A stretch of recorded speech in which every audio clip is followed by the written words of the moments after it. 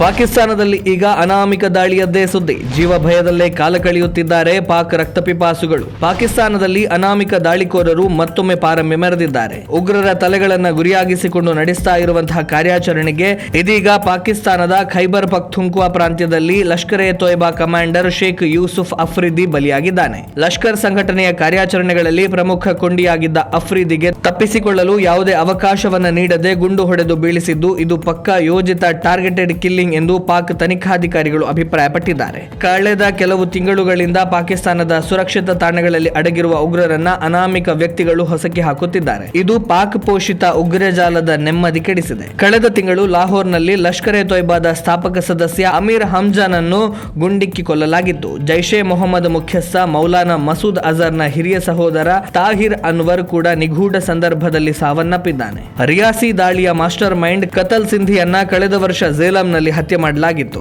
2023ರಿಂದ ಪ್ರಾರಂಭವಾದ ಈ ಮಾದರಿಯ ಹತ್ಯೆಗಳು 2026ರಲ್ಲಿ ತೀವ್ರಗೊಂಡಿದೆ. ಕೇವಲ ಈ ವರ್ಷ ಒಂದರಲ್ಲೇ ಲಷ್ಕರ್ ಎ ತೊಯ್ಬಾ ಮತ್ತು ಹಿಜ್ಬುಲ್ಲಾ ಮುಜಾಹಿದ್ದೀನ್ ಸಂಘಟನೆಗಳಿಗೆ ಸಂಬಂಧಿಸಿದ ಹಾಗೆ ಕನಿಷ್ಠ 30 ಭಯೋತ್ಪಾದಕರನ್ನ ಲಾಹೋರ್, ಕರಾಚಿ ಮತ್ತು ಗಡಿ ಪ್ರದೇಶಗಳಲ್ಲಿ ಹತ್ಯೆ ಮಾಡಲಾಗಿದೆ. ಈ ಅಪರಿಚಿತ ಬಂದೂಕುದಾರಿಗಳು ಯಾರು ಎಂಬುದು ಪಾಕಿಸ್ತಾನದ ಗುಪ್ತಚರ ಸಂಸ್ಥೆ ISIಗೆ ದೊಡ್ಡ ತಲೆನೋವಾಗಿ ಪರಿಣಮಿಸಿದೆ. ಪಾಕಿಸ್ತಾನದಂತಹ ಉಗ್ರ ಪೋಷಕ ನೆಲದಲ್ಲೇ ತಮಗೆ ರಕ್ಷಣೆ ಇಲ್ಲ ಎಂಬ ಕಹಿ ಸತ್ಯ ಈಗ ಭಯೋತ್ಪಾದಕರಿಗೆ ಅರಿವಾಗ್ತಾ ಇದೆ.